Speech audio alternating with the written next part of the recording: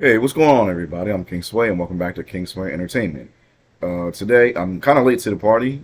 I've actually watched the anime, but I've seen a lot of hate on the show, Castlevania Nocturne.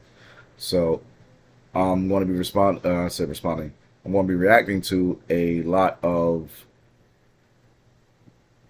criticisms and judgments. Get off me, cat! I say get off, punk! From that show. Today we have Castlevania Nocturne is an absolute travesty by Albeleo. So we're going to get into this. So here we go.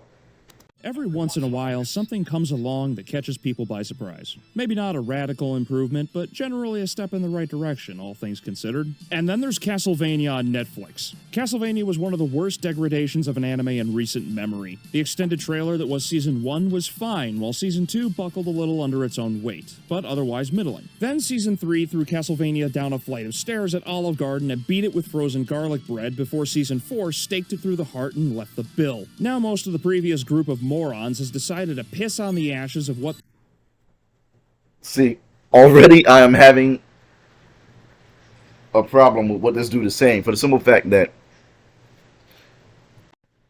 I've watched Castlevania. Not only have I watched the original Castlevania and I have nothing but praise for it, I've watched Castlevania Nocturne. Like, I saw the negative responses it was getting, and then I watched it. I watched the full season and went back and started looking at it. I'm going to be honest. A lot of people hate Castlevania Nocturne because Annette's black. You can't tell me otherwise. And you'll be seeing in other responses, or I keep saying responses, and other reactions that I do, that keeps being a factor. And what I'm going to bring up is the fact that, one, I'm an author. I promote my books and everything on this platform. Skin color doesn't. If skin color matters to you, something's problematic. And I say that because, one, Annette is a vehicle. When I say by it, she is a vehicle. I play the games on my gaming channel.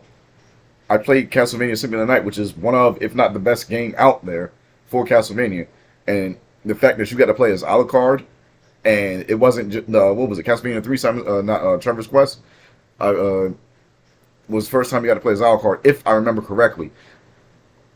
The transition to Symphony of the Night, when you got all his powers and everything, it's, I don't want to say it's better than being a Belmont, but it's different because outside of that, like every game, you're playing with a guy as a guy with a whip. Whereas with Alucard, you get different weapons. You had to form your own playstyle on top of that, and you have your own spells. But Annette was just a vehicle. She didn't have any defining characteristics other than being Richter's love interest. None. So you can keep it as her being Richter's love interest, but she was dull and bland. And if you don't believe me, go do your own research. This Annette in the series, something completely. And I know I haven't seen this, but I know he's going to say something about it because he's already saying the original Castlevania was shitty. It was phenomenal in my personal opinion, but it's not just my opinion; it's the opinion of the fans out there. They took parts from Symphony of the Night, and they took parts from the game where the Trevor's Quest, and they locked it together, and it was very masterful. As an author, I looked at things like that. You had callbacks to the games and Easter eggs and everything. So him saying that it just wiped its ass with it, took a shit all over and wiped its ass with it. I don't know where this is coming from other than just being a spiteful asshole. I've ran it. Let me continue.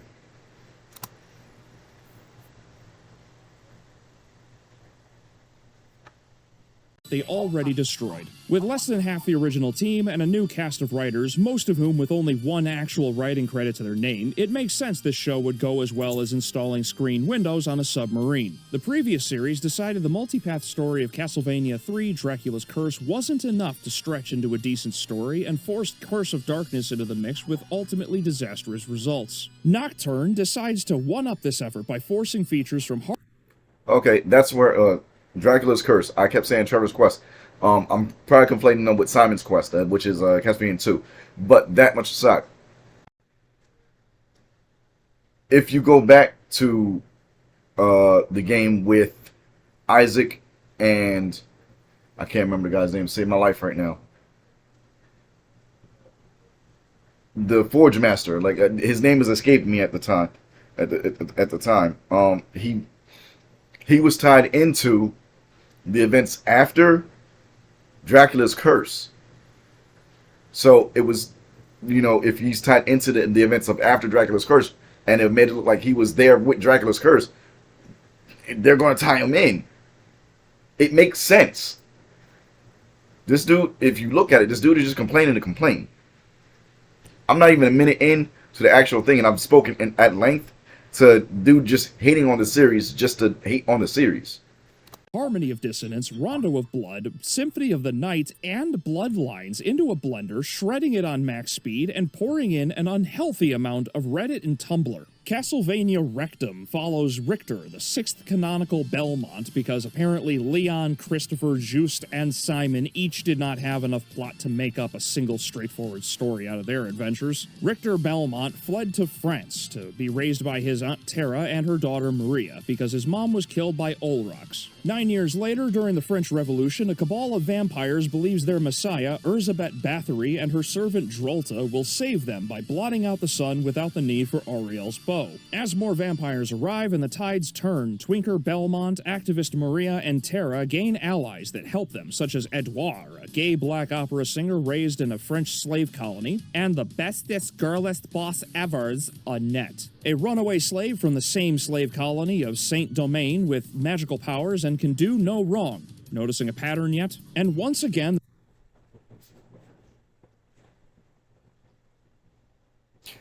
what did I tell you about people complaining about Annette?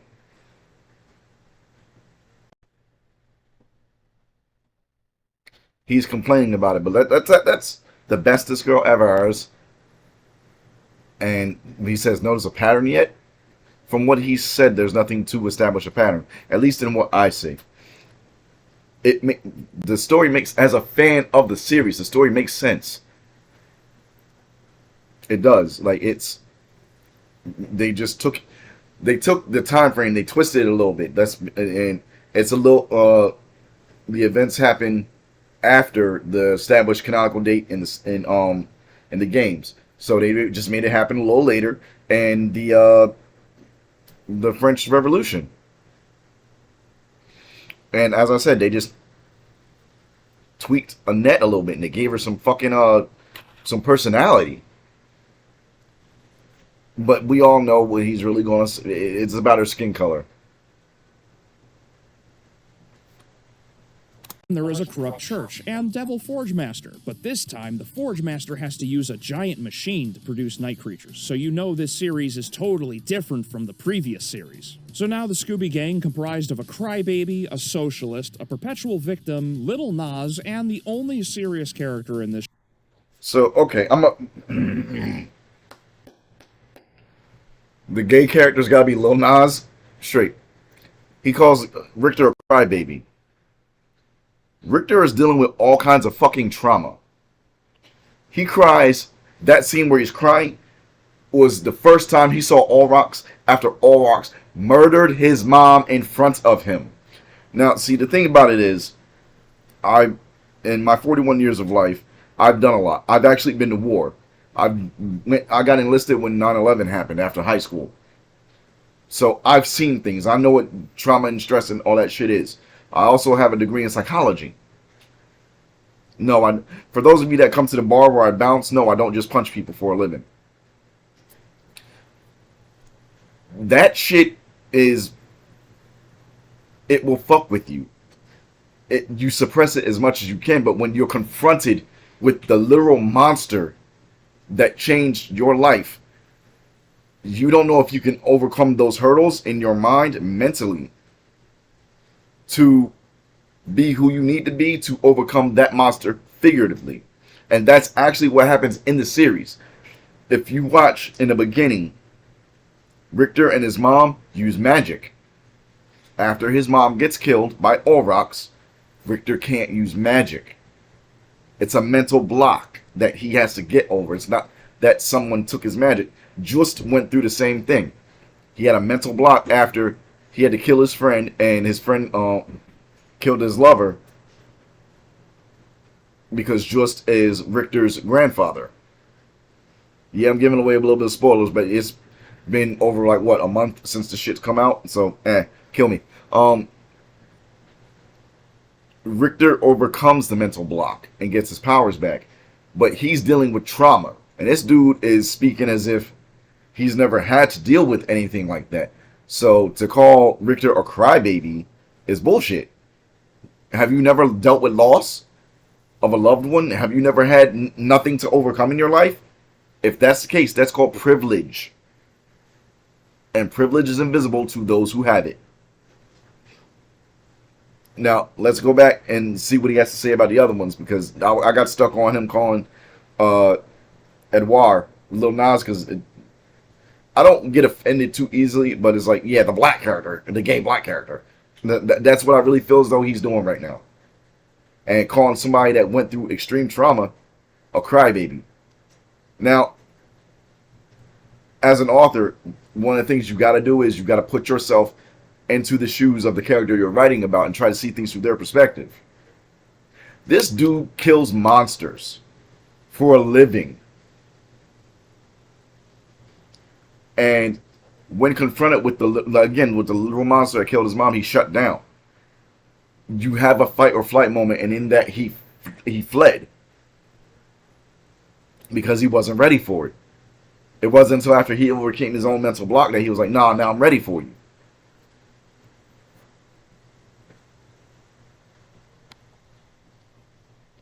Now, he speaks on the machine that creates night creatures. That's because the priest is not an actual devil forger. The priest made a deal with a demon for devil forgery. That's why the machine is needed. I'm asking because that's actually an important point between being an actual devil forger and a impromptu, a synthetic one. A slave from the same slave colony of Saint Domain with magical powers and can do no wrong. Noticing a pattern yet? And it's not that Annette can do no wrong. She actually does wrong. She's has a problem with Richter because Richter ran away when confronted with Aurochs for the first time since his mother's death. And her ancestors was like, no, I'll give him a chance. Trust me, he'll come through for you. Yeah. once again, there is a corrupt church and Devil Forge Master, but this time the Forge Master has to use a giant machine to produce night creatures, so you know this series is totally different from the previous series. So now the Scooby Gang, comprised of a crybaby, a socialist, a perpetual victim, A perpetual victim.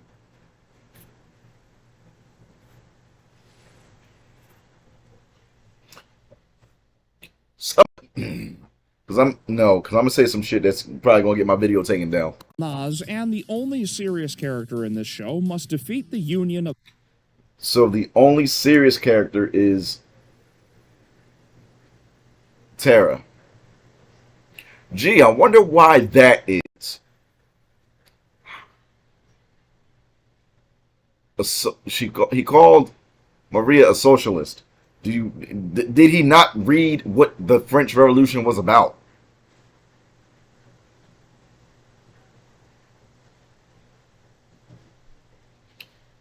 Calling Victor a crybaby because the guy went through some traumatic fucking shit. The perpetual victim. Really? And Lil Nas. He's insulted everybody and then he's insulted everybody but Tara. Is like the only actual adult here. Okay. She had an affair with a priest, which is why Maria was born. She's the chick from the Scarlet fucking Letter. Yeah, I read that one. It's been decades, but I still read it.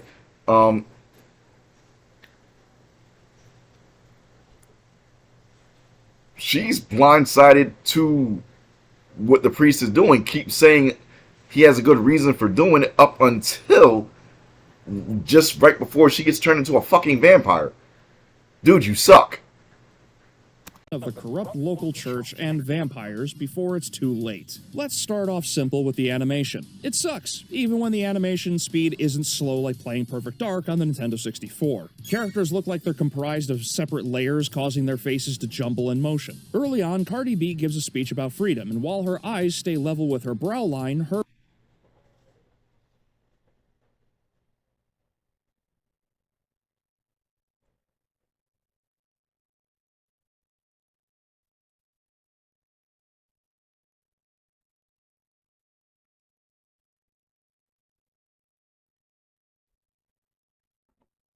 That ain't fake outrage.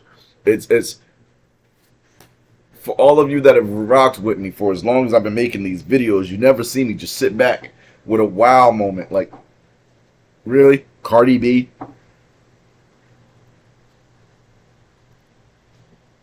I hope all of you realize that wasn't an insult.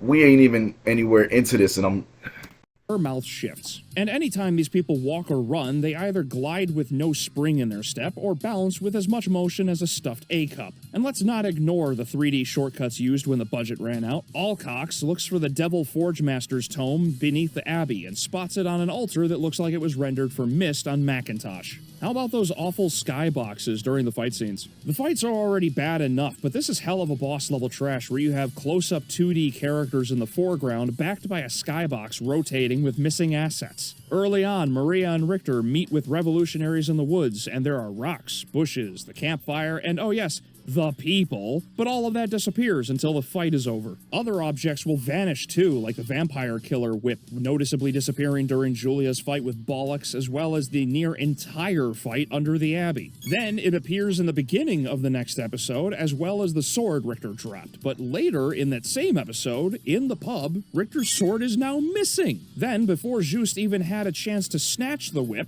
it's already gone. Just is still sitting. How long did the animation team have to work on this? It couldn't have been long because obvious mistakes like ball gags speaking with Megan the Clydesdale is missing from the frame in this graveyard. Now for the writing. Those who wrote Megan this the travesty Clydesdale. could pass a It was Down Megan the syndrome Stallion. test without study. now, okay, I forget. This dude is picking out a lot of little things because I didn't notice that stuff in my 2-3 run-throughs of the series. I'm gonna be honest with you. I got lost in actually enjoying the show.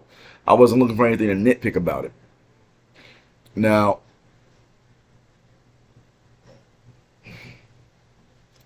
the animation points, I thought they were really on point, especially the fights. I write fight scenes. If any of you have ever read any of my work, I'm good at fight scenes. I write fight scenes. And looking at the animation, I was like, oh, hey, yeah, that's really nice. So he's just breaking it down to it's not a travesty. Like, he's just looking to complain. I'm pretty sure a lot of y'all are going to disagree. From the very beginning, characters make stupid choices even Steve-O would question. After all Rocks kills Julia, he decides to let Richter live. Why let the spawn of your hated enemy live to hunt you down later? No clue. Richter and Maria kill No, that happens because he understands that hate and anger are a cycle.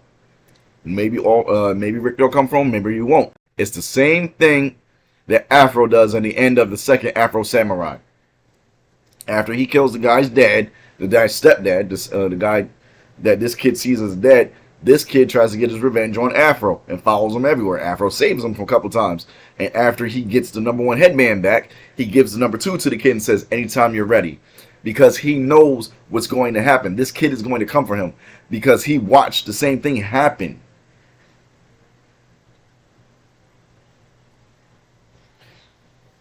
Yeah, Olvax could have killed little Richter. But he's saying, you're not a threat, and I wasn't here to kill you. Someone did me wrong, so I killed them. But I also understand the cycle. So, when you come for me, I'll kill you then. Right now, you've done nothing to me. I was just here for her. And that's stated in the fact that when he kills Richter's mom, He doesn't feed on her. And he doesn't disrespect the body. Like, he doesn't feed on her. He doesn't lap the blood up or anything like that. He kills her, and that's that. When he walks over the body, but he doesn't step on the body or anything like that. Which, personally, to me, if I killed you for you killing one of my beloved people, I'd have desecrated your fucking body, because it would have been personal like that. He separated it in his head. I'm just here to kill you because you did something wrong by me. You killed someone I loved, I'm going to kill you.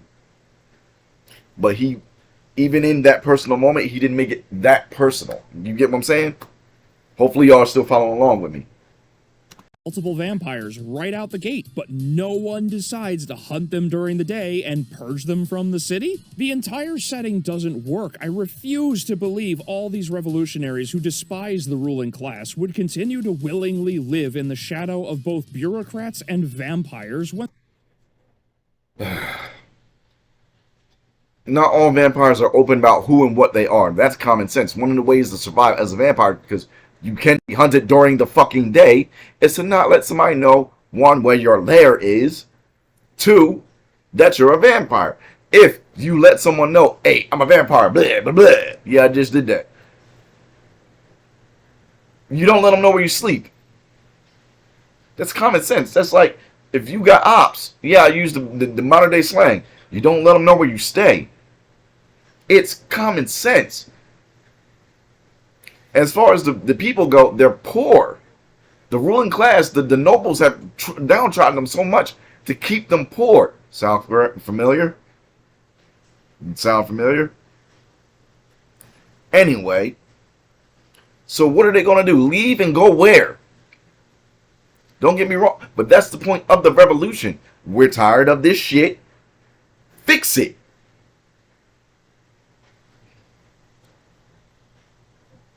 Because where are you going to go? You can leave during the day. What are you going to do? Sleep on, hunt everybody during the day? If I'm sleeping during the day, maybe I'm a night guard. Does that warrant a stake in my chest? And what happens when you kill me and I don't erupt into flames or turn to dust or something like that? How do you justify that? Not every vampire was showing that they were a vampire, just the ones that felt they were powerful. And when you're part of the ruling class, you feel powerful. But even then, not everybody knew that the ruling class, the people that were at the chateau for the Marquis, were vampires. People didn't even know the Marquis was vampires. You know who people knew? Who knew? The other vampires. The people didn't know. Otherwise, they would have risen. Common sense, bro. When they outnumber them 20-1, and with a Belmont in their midst. The French Revolution is literally the worst setting for a vampires are pulling all the strings story. If that isn't enough, there are litanies of inconsistencies that are never addressed. During his confrontation with Juste, Twinker says he knows all about his family's legacy, which is odd because he doesn't seem to know what a night creature is. I don't know what they were. That comes from bravado. I can tell you I know all about a certain subject, but when something about that subject comes up and I don't know about it, maybe I was fucking lying.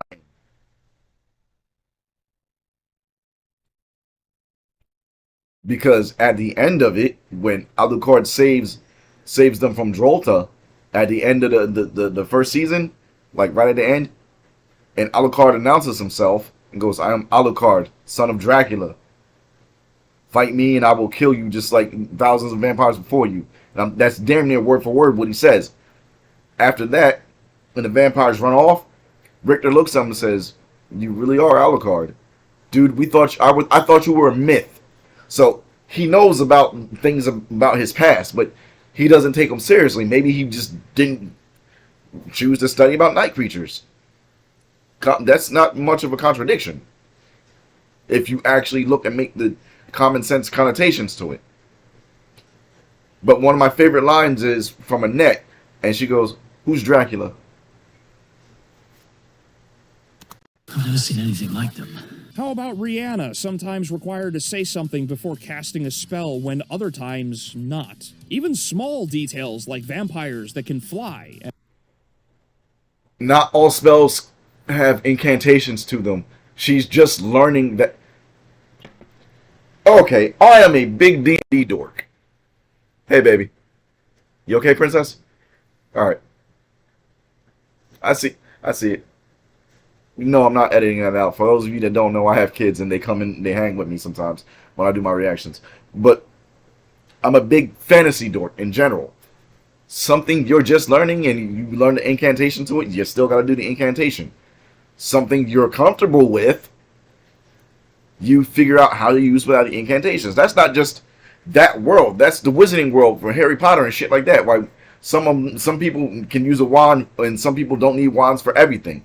That's fantasy in general. That's cantrips from Dungeons and Dragons. You don't use incantations and stuff like that.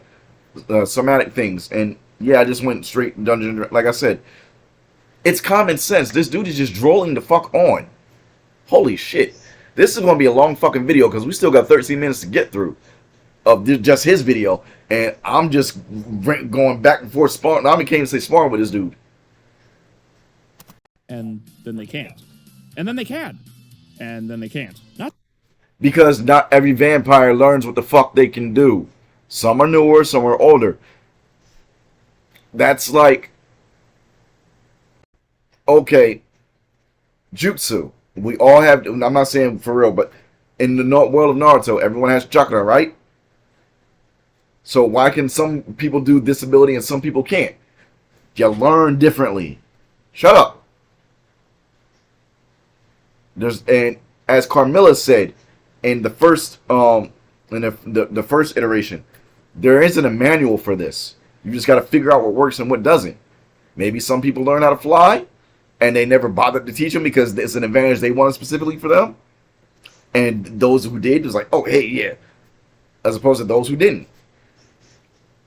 to mention, everybody lives or dies as the plot demands. Main characters survive moments of certain death like Twinker right before he finds his balls. He's captured by Drolta's posse, and instead of being mulched like the priest's son in From Dusk Till Dawn, he lives because monologuing. How about Beyonce confronting her? No, he does not live because monologuing. He lives because he gets over the mental fucking block and gets the use of his magic back. That's what happens. It's a moment. It's a formative moment. And then calling it old girl Beyonce. Annette has powers from her ancestry. Haitian voodoo. That's Saint Domingue. Before it was Haiti. It was Saint Domingue, then it becomes Haiti. It's Haitian voodoo. And the Loa and things to that degree. I know a little bit about it. I'm not going to go into because I don't delve into that shit. But yeah, she has power over earth and metal. That's why she can use it. And after practice, and what happens is she learns that crosses have power over vampires. So she flat out says while fighting old boy, I know you have a problem with the Christian God. So I learned, and she makes a bunch of crosses around him to keep him captured until the sun comes up. Her former master, Valblanc. He tackles her to the ground, holding her throat in his hand, and instead of sparing us her gaslighting, he releases her to avoid an attack he could have prevented in the first place. Also, vampires and night creatures brush off the vampire killer like a fart in the wind unless the plot demands. Vampires are struck directly numerous times, and they just get knocked down for a brief moment. Drolta gets struck in the head and doesn't die like another vampire earlier in the series because she takes the whip to the face as well as Kamala Harris does Dick. Oh, did I mention vampires can walk? Republican, got it.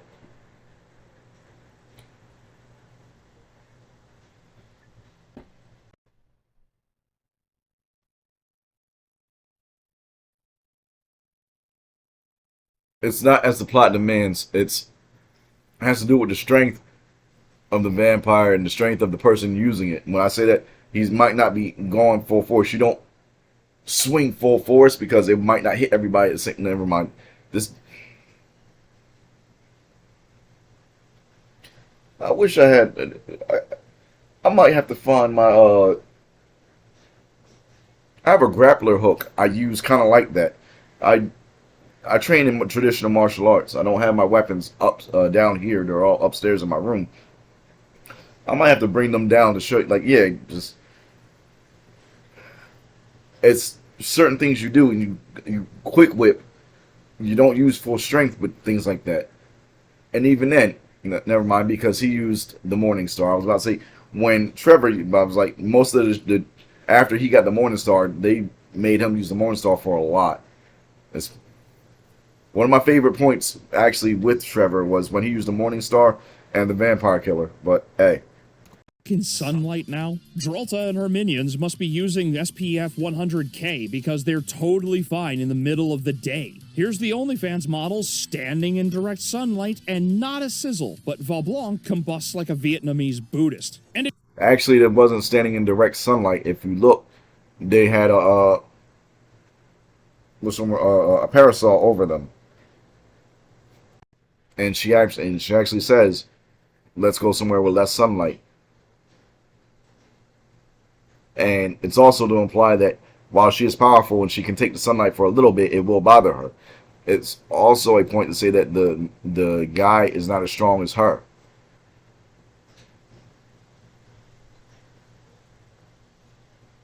The OnlyFans model. This dude's a dick. I don't know if that's his brand or what, but yeah. it really is true, many LGB characters order overnight protection through Amazon to become... Sure, Juicy Smolier's plot armor might have been a little late, but he doesn't get hurt again for the rest of the series, and I can't help but think it's because he is gay and he is black, not just French. And his singing can reach the souls of other night creatures that never left their bodies for some reason, because it all must fall in line without valid reasons.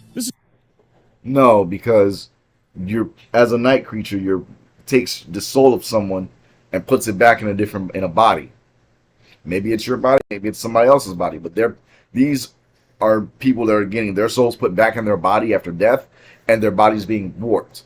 And even then, as it showed in the first iteration, you still remember parts of your life.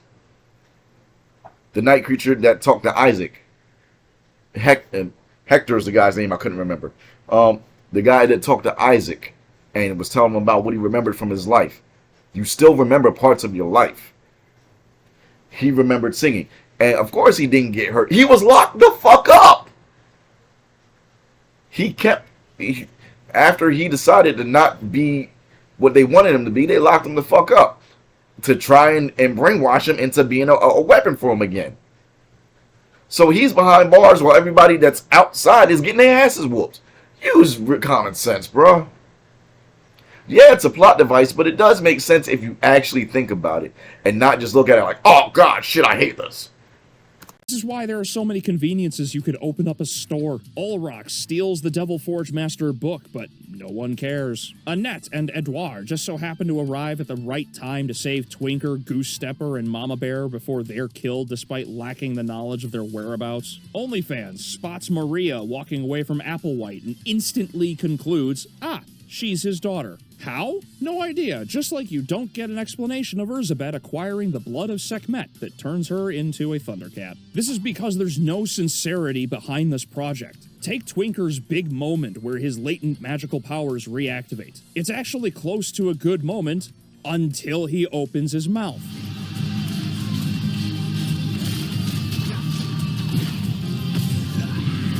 Burn.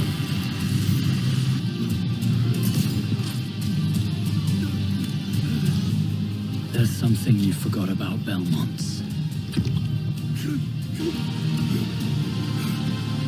I was going to say something witty. I was going to say something witty and cutting and brutal before I finished you off. But fuck it, just die. Fuck it. Please, can we stop with the MCU dialogue and just enjoy something with consistency? Let me put it simply for the MCU seal clappers. Imagine if someone cracked a joke during Stark's death scene. If Rocket blurted out, "Oh man, now who's gonna pay us?" You'd firebomb Marvel. No, because there is a book series I have. It's called Battle World. The second episode of it. That's how I call them. The second book of it starts off literally where the first book left off, and I'm giving it. I haven't published it yet, but I'm going to give you some spoilers. One part is the main character, Dorian, who's the Demon King of the world. He grabs another guy that is trying to be the Demon King, who, after attacking Dorian's family, and he's like, "Hey, I was wrong. You're the Demon King." He's like, "Good, now you know that." But he grabs him by the face and says, "Be ash, be nothing," and he sets him ablaze just like that. If somebody would have cracked the joke, it wouldn't have ruined the fucking moment. He was say, "You know what? You're not worth the witty one-liner I was going to say. Just fucking die." Studios for ruining the moment. And let's dive into the characters next, if you can even call these pod people that. Twinker is abused like Michael Vick's dog. Anytime he makes a suggestion, he's scolded and belittled like wanting a plan before entering the Abbey. I don't want a repeat of what happened at the chateau. So you're afraid? I'm not afraid. I'm saying we need a plan. We have magic. Or three of us do. And he's guessed. That's someone, as she just said, we have magic. The three of them have magic powers. That's in there thinking that we've got magic, we've got big guns, we've got the cannon. That's overestimating your own abilities because you don't know what the fuck they got. I used to fight for a living. That happens. You're big on your own training, but you don't know what the other dude's doing. You know what you can do, but you don't know what that guy does. And you get so big on your own self, that's how knockouts happen. When he gets defensive. Usually everyone says I'm too rash. The moment I say we need a plan, everyone starts calling me a coward.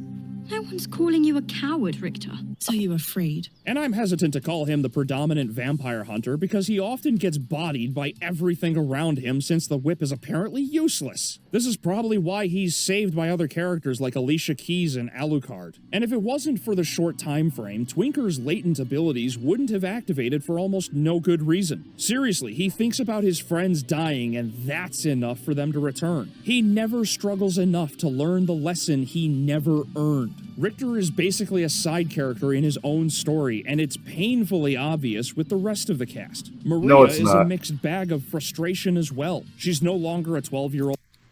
It's not that he's a side character, it's just that everybody else has damn near as much character development and nuance to him as he does.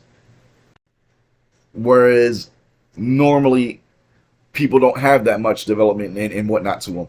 It's like, this person's the main character, and we're not going to develop these characters enough for them to shine like him. That was the Naruto Sasuke thing, because people like Sasuke more than Naruto, and Sasuke was supposed to be a side character. The show was called Naruto, as opposed to this, where Maria and Annette, they have as much going on as Richter. This dude is complaining to complain. I've been saying that the whole time. Vampire killing prodigy, but a 19-year-old anti-Christian revolutionary who believes capitulation is a binary choice between bending the knee to her ideology or suffering the guillotine. She belittles Twinker and takes charge as the short-sighted revolutionary, but then she's kind of sidelined by Mariah Carey. And this happens because her IQ drops faster than the value of Dogecoin. She learns the abbot, who she's hated for so long, is her father and in league with the vampires. She has zero reason to care for this man, but decides to try and convince him anyway, resulting in her being captured. This is obviously so...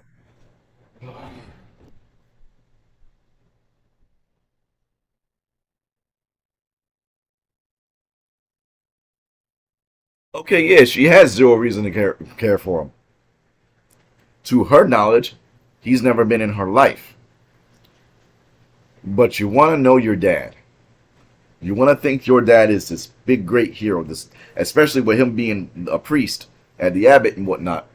You want to think your dad is a great guy.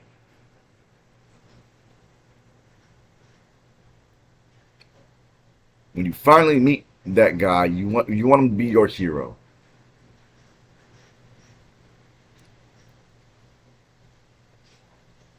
It's common sense.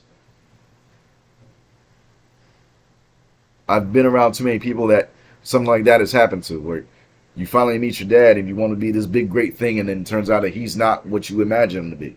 You want to love him, you want to be around him, you want to have him and incorporate him into your life, and then he turns out to be anything other than the hero you wanted him to be.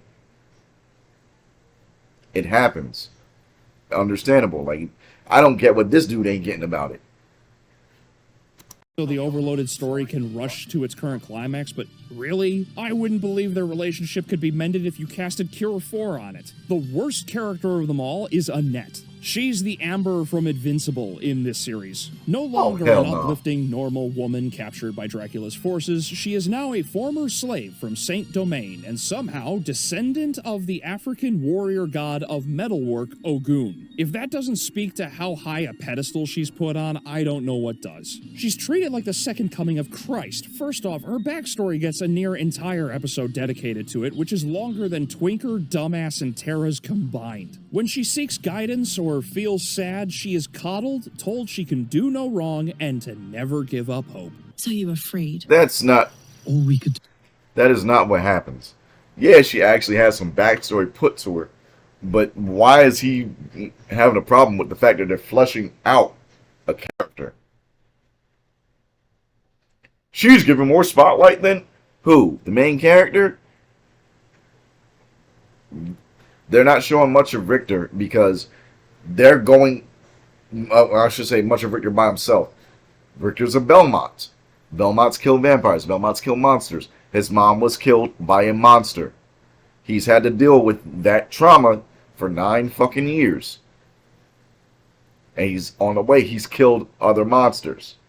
You learn about, he's progressing and going as the story goes, especially that formative moment when he gets his magic back and he's like, you know what, I still have work to do. They're depending on me. I can't let them go. I can't let them do this without me. I need to be standing beside them as their friend. Yeah, it's the power of friendship moment, but it's no less powerful. He's just downtrodden on that shit. Do was retreat. None of this is your fault. What happened? He ran away. He ran the fuck away. The Belmont boy turned out to be... That is a moment, like I said, when Richter gets confronted with Olrox for the first time after the dude killed his mom in front of him. Richter had a stress moment, a traumatic stress moment, and it was fight or flight, and he chose the flight. Annette doesn't understand that. Annette just sees, oh shit, he ran the fuck away. Aren't you supposed to kill monsters? That's a monster killing. She doesn't know the significance of that particular monster. And even then, people go through things differently because I've been divorced. I got over that shit pretty quick. But I had a battle with alcoholism. Shut up, because I know I was drinking in this episode. I'm not an alcoholic anymore. What I'm saying is I gained a hold of that. And what I did was I went through it and I got through it faster than a lot of other guys. I went through and I got my shit back together in a matter of like 4 or 5 months, as opposed to some dudes, they mope for over a year because of that shit. And I know it. Just ask around, look it up. Like, yeah. What she went through a formative moment where her slave master killed her mom. And she was steeled by vengeance and anger. He was afraid because as a little kid, you can be, I don't want to say brainwashed, but that might be the actual term, coerced into being afraid of somebody. Even when you grow up, there's like, can I overcome this fear? Same circumstances, just 2 different situations, and he handled it. useless as fuck. Learn to hear your ancestors. There is light in this darkness. Oh, you're back, are you? I knew you'd be back.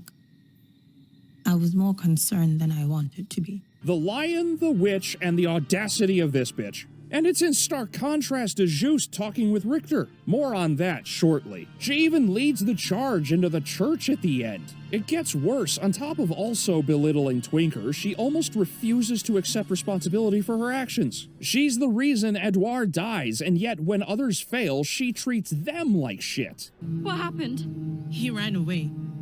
He ran the fuck away. And let's not forget, she's an almost unstoppable warrior with near zero training. Her magic kicks in 6 months prior to the beginning of the present story, and No, it does not kick in 6 months. She was with them for years, if I remember correctly. And even then, do you not understand how fucking terrifyingly powerful Magneto is? She's got very similar powers, just between mutation and magic.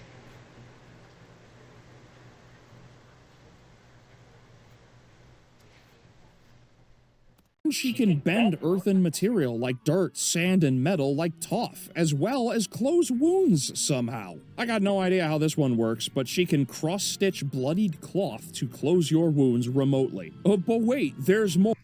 It might have something to do with the metal in your body, and she's using that as a focus point. The metal in your blood and in your body, and she's using that to help enclose the fucking wound. Or it might be a magic spell she learns. Like she said, I'm not good at this, I've been trying. On top of expertise in combat and magic, she also has knowledge she shouldn't have. She was born and raised a slave, yet knows what night creatures are when the Belmont doesn't. How is it? So, night creatures and devil forgers are only around Wallachia when Isaac comes from Africa.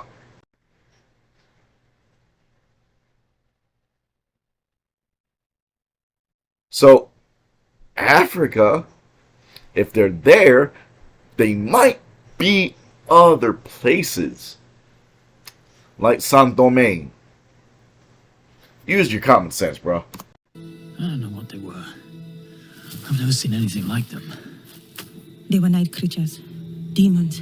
Made from human corpses grafted onto souls from hell. Weird, considering she doesn't know who Dracula is. Who's Dracula? She has the powers of Toph and Katara, the prowess of Rey Palpatine, and the attitude of Amber, along with the unlikability of Captain Marvel. Even the side characters are a gaggle of retards. Just Belmont rears his ugly head not as an uplifting figure with wisdom to pass down, but the Castlevanian equivalent of Luke Skywalker who shits in Twinker's soup. Evil will always win, Richter. Whatever it is, evil. And it's everywhere. It will always be stronger than us. On the other hand, Cecile is wise and encouraging, although she acts like sub-Saharan Africans are the only people who've ever... Just has done decades of monster killing, and after a while of you fighting, it weighs on you. They say the only way evil wins if good men do nothing. There's always going to be some jackass, some asshole thinking he's more powerful and he's got the right of it because he's powerful. Evil's always going to be there. You get tired of fighting evil. You get tired of fighting the same guy in a different body. If he's not giving up, why should I? Or why should I keep doing this? Especially when it's a thankless fucking job. As opposed to Cecile, who may not have gone through everything Just did. We all know the Belmont legacy. Come on, bro. Ever really suffered. Contextually, that makes sense, but I'll cover that in a moment. Olrox is no longer a vampire magician who rules the upper half of Dracula's castle, but a gay Aztec who can turn into a belt with wings whenever he feels the need. He hates Urzabet, which is never really explained, though I wouldn't doubt if it's because he views her as a colonizer of sorts. Speaking of the Devil in Prada, Urzabet is a complete ripoff of Carmilla from Vampire Hunter D Bloodlust, complete with troll hair. She's supposed to be Hungarian, but is now Russian for obvious reasons, and just about everyone else is completely unrelated unremarkable. Mizrak and Emmanuel don't need to exist, and Drolta is really only here because one of the artists surfs deviant art. Now, because this show's writers decided they want to stick their noses in things they obviously don't understand, allow me to explain how hilariously stupid both their points are in religion and culture. If they want to treat Christianity like absolute crap, then it is only equal to talk about how absolute shit sub-Saharan African and Aztec cultures were. First off, if Missy Elliott wants to disregard God, then you don't get to invoke his power. She's somehow a direct descendant of Ogun, yet can form and use a cross without a blessing. Not how that works, sweetheart. This is the same kind of bullshit wishy-washy use in the first series when the dead bishop was used to bless the river. Meanwhile, Ogun... The dead bishop had his soul put back in his body as a night creature and was not formed into a night creature. He still had the faith, which is what it is. The faith behind it. Faith is the weapon. Holy flying fucking shit. Who's just one spirit warrior among a pantheon, is treated as though he's the monotheistic equivalent, complete with a beautiful heavenly background. Fuck off, you don't get to treat one like a Tinder date and the other one like a delicate flower. Now, as for culture, because Aunt Jemima and all rocks think their people are the only ones who have suffered, and exclusively at the hands of white people, allow me to oversimplify some history. So if you don't see how blatantly fucking racist what he just said was, I don't know what... Holy shit.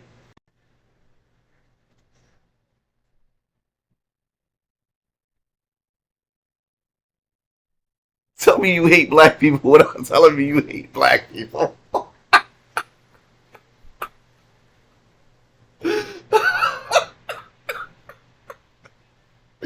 Holy fucking shit. I can't. I can't.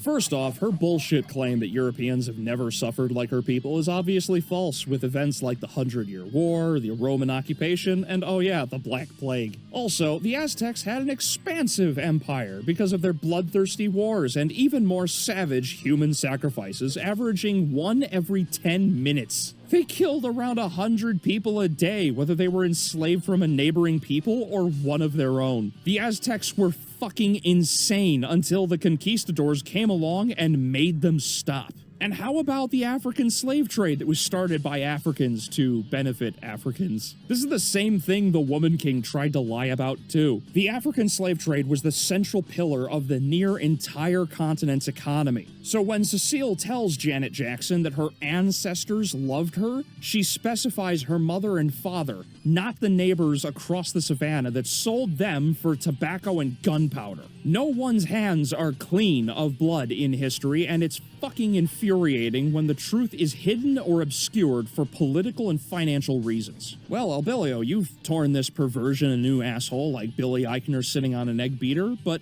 was there anything you liked? Alright, in fairness, there are 2 things. First off, the remix of Divine Bloodlines is solid. The bass drum-backed choir with complementary electric guitar is fantastic.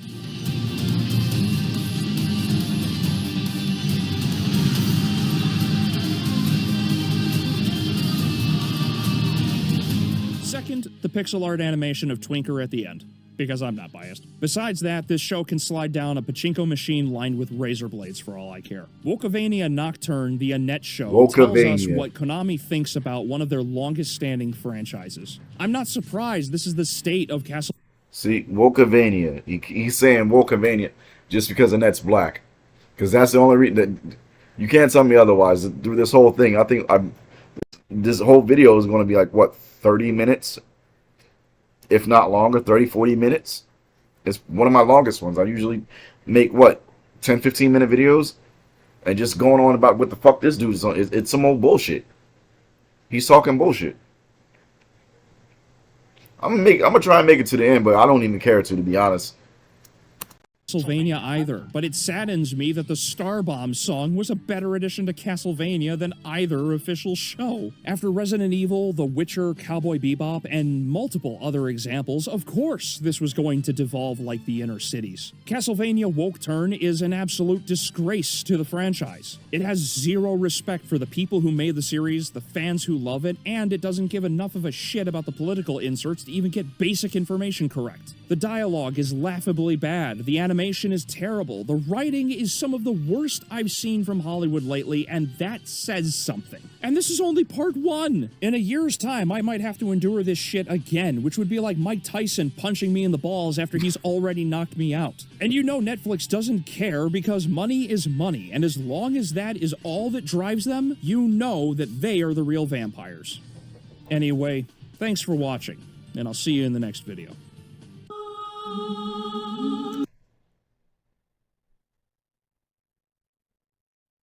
This was bullshit. This was utter bullshit. Up, down, left, right, and center. But I'm going to end the video here because I've spoken at length to what bullshit has come out of this dude's mouth. If you're new to the channel and you like what you saw, hit the like, subscribe button, and the notification button, and the bell. I try to upload a couple times a week, or I usually do a big upload dump one time a week with like 5 to 6 videos that get you through the week. I haven't done this in a little while, so I gotta refresh my brain, my brain and whatnot. Hit notification button and bell. Okay, yeah, we're gonna leave it at that one. So in the meantime, between time, I'm always with these peace signs. I'm your main man, King Sway. I'm gonna catch you. Almost forgot to do peace signs like I usually do. I'm gonna catch you in the next one. Told you it's been a while since I forgot to do my sign off.